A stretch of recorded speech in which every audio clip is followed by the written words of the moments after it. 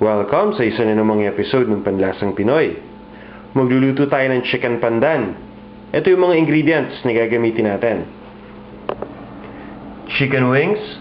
Pwede din tayong gumamit dito ng chicken drumsticks. Pandan leaves.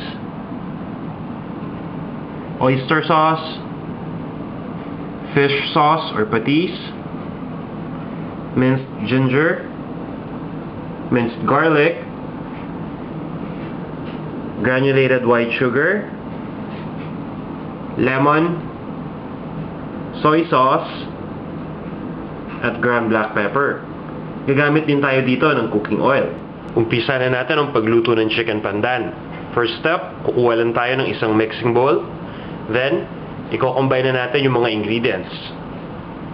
Uumpisa natin dito sa garlic, ginger, sugar, ground black pepper. Ilalagay na din natin dito yung oyster sauce, yung fish sauce, yung soy sauce, and squeeze na rin natin dito yung lemon. After this, hahaluin lang natin itong mabuti. After mixing everything together, i-add na natin dito yung chicken wings.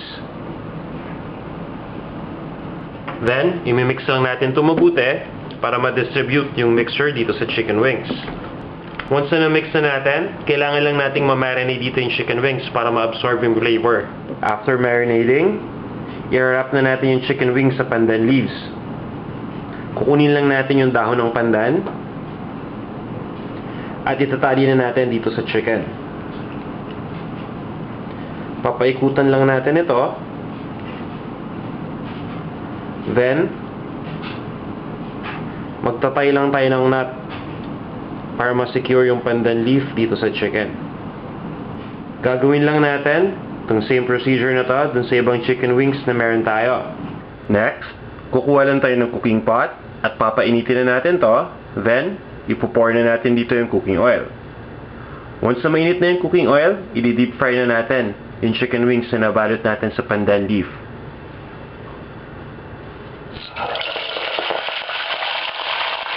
Papabayaan lang natin itong maluto. Then after this, ilalagay lang natin to sa isang serving plate and isa-serve na natin. Para sa exact measurements sa mga ingredients at iba pang mga recipes na tiyak na magugustuhan ninyo, bumisita lang kayo sa panlasangpinoy.com. After deep frying at after nating malipat sa isang serving plate, eto na ang ating chicken pandan.